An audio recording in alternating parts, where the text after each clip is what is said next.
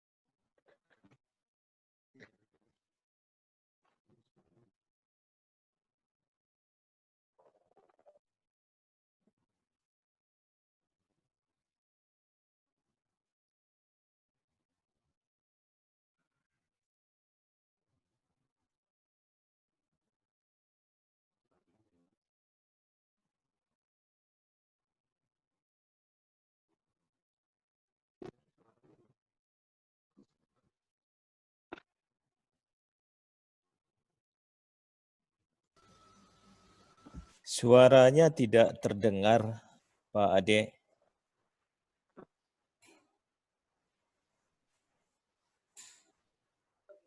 Nggak ada suaranya.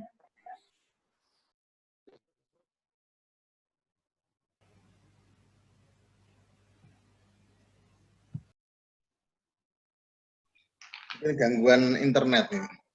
Ade, suaranya. Iya, sudah.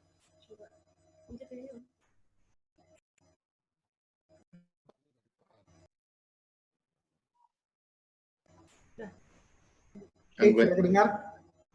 Ya. Ya, sorry. Oke, sudah. Yang ketiga adalah reward. Tujuan kami adalah untuk mengajak teman-teman organisasi penggerak, kemudian guru penggerak. Kita harapkan mereka, sebenarnya saya ingin menularkan apa yang tadi Bu Hetiva sampaikan, bahwa saya memang rutin melakukan ini. Nah, ini yang saya mau ingin transfer gitu loh. Jadi kerutinan inilah yang saya ingin transfer ke teman-teman yang 20 orang itu, supaya aktif menulis, aktif berbicara dan sebagainya. Oke, lanjut.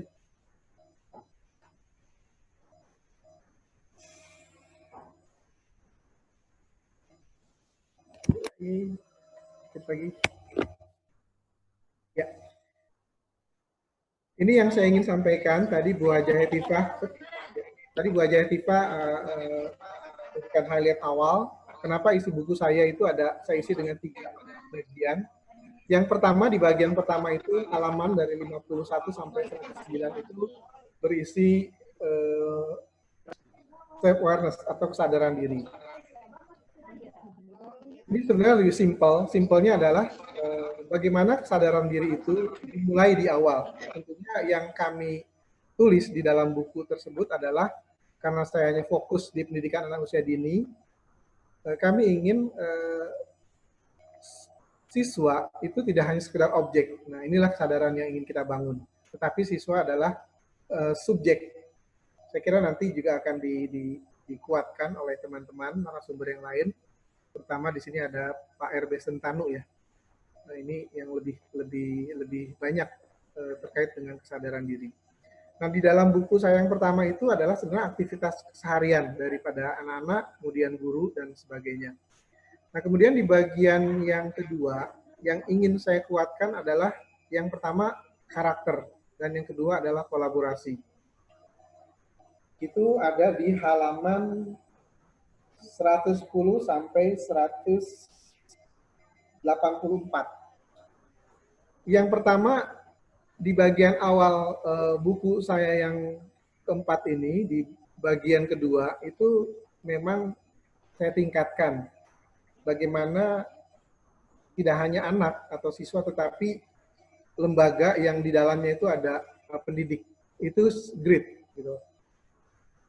Dia harus melampaui dua hal, yaitu karakter, kolaborasi, dan awareness. Gitu. Jadi kalau good saja, dia hanya awareness saja, tetapi tanpa dikaitkan dengan karakter dan kolaborasi itu belum sampai dengan grit. Gitu. Tapi kalau dia ingin menjadi grit, entah itu lembaga, entah itu perorangan, saya tulis di situ bahwa seorang anak itu di bagian pertama. Nah, yang kedua adalah saya ikutkan dengan orang tua. Tadi Bu Haja Hetifah mengkaitkan karakter.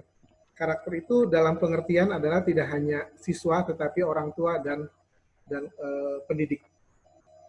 Karakter di sini saya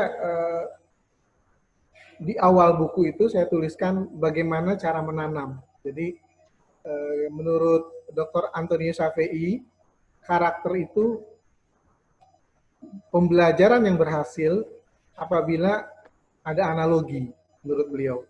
Jadi saya menganalogikan karakter itu adalah menanam. Dan memang saya mempraktekkan anak-anak itu rutinitasnya menanam. Karena apa? Di dalam menanam itu setiap hari mereka harus menyiram. Itu bagian daripada karakter. Mereka membersihkan hama-hama, itu bagian juga bagian daripada karakter dan sebagainya.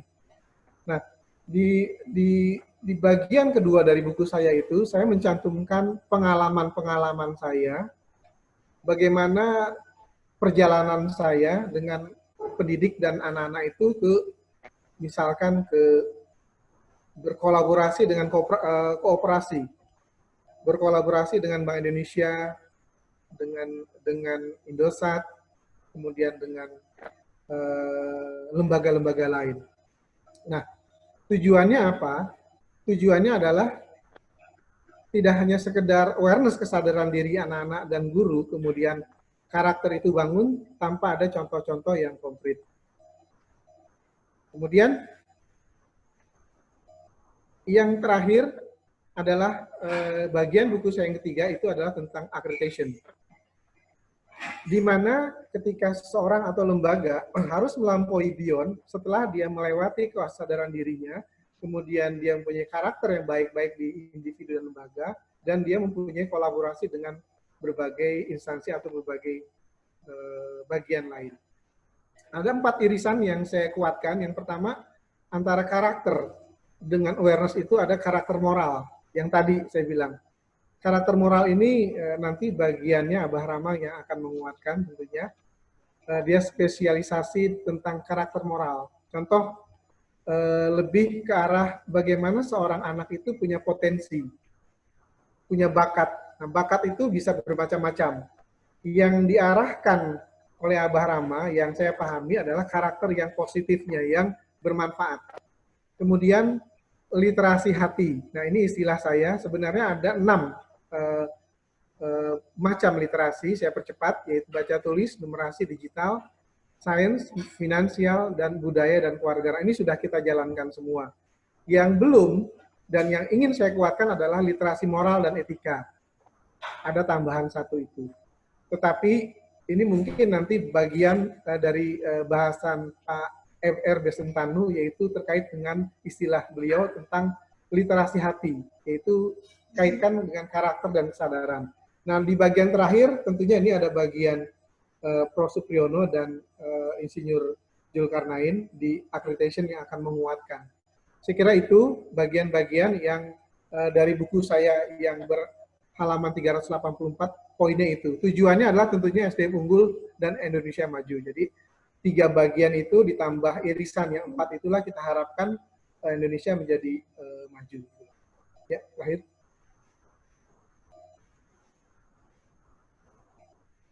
Ya, ini saya kutip dari kebetulan buku saya yang keempat diberikan kata pengantar oleh Bu Dr. Insinyur Haja Hetifah. Dia ngutip seperti ini. Poinnya adalah menjadi pribadi dengan SDM yang unggul. Unggul di sini tidak hanya akademis menurut beliau, tetapi juga karakter tadi yang sudah disampaikan dan karakter tadi yang sudah saya buat. Saya kira itu saja bagian dari saya. Saya kembalikan kepada moderator. Pak Lukman, mendengar?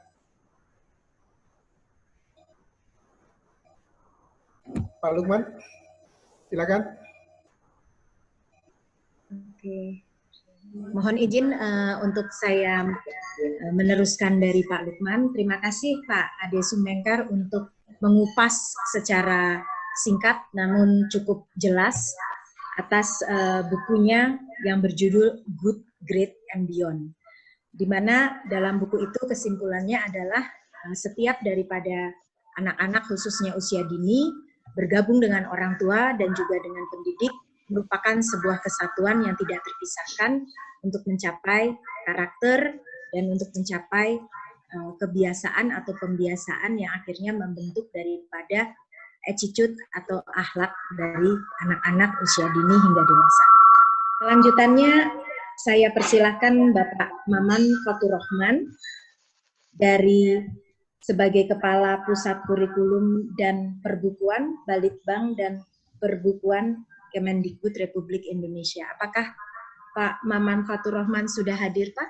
Mohon. Iya, sudah. Terima kasih, Ibu. Baik, terima kasih. Silakan, Pak Maman. Iya, terima kasih. Bismillahirrahmanirrahim. Assalamualaikum warahmatullahi wabarakatuh. Dan selamat siang Bapak dan Ibu sekalian. Terima kasih Bu Dr. Hetifah di sini. Mudah-mudahan bisa terus bersilaturahmi Ibu dan Bapak Ibu sekalian. Selamat Pak Ade Sungkar atas bukunya ya. Dan saya yakin banyak orang yang punya ide ya. Dan ini menjadi motivasi bagi kita semua bahwasanya kalau ide itu tidak ditulis dalam bentuk buku, ide itu akan hilang ketika orang itu meninggal gitu. Tapi ketika ditulis mungkin akan ada yang melanjutkan, mengembangkan dan seterusnya lah. Dan itu akan menjadi ilmu yang barokah dan bermanfaat ya kalau dalam konteks agama seperti itu. Ya, banyak pemikiran yang seperti Konfusius misalkan, kemudian juga tokoh-tokoh lain ya seperti Darwin dan seterusnya. Mereka kemudian meninggal, memang sudah waktunya ya, setiap kita pasti meninggal. Nah, tapi idenya dalam buku itu lah yang akan terus abadi ya. Mudah-mudahan dan saya doakan mudah-mudahan pada Pak Ade Sungkar idenya terus berkembang ya Pak Ade. Walaupun mungkin hidup kita semua sebetulnya memang terbatas seperti itu. Oke Bapak Ibu, dalam konteks Pusat Kurikulum dan Perbukuan, terima kasih atas kesempatan bisa bersilaturahmi dalam kesempatan yang sangat baik ini. Jadi saya coba menyiapkan beberapa yang mungkin sedikit banyak dalam bentuk apresiasi kepada buku Good, Great, dan Beyond tersebut ya. Dalam hal saya tambahkan di sini adalah membangun sumber daya manusia yang unggul seperti itu. Tolong slide berikutnya.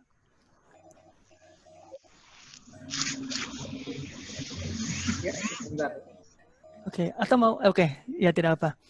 Iya, tadi saya mau cerita tentang bukunya, tapi ternyata Pak Ade langsung yang menceritakan tadi ya. Jadi ya sudah, berarti artinya sudah jelas lah. Tapi intinya mungkin sama tadi ya.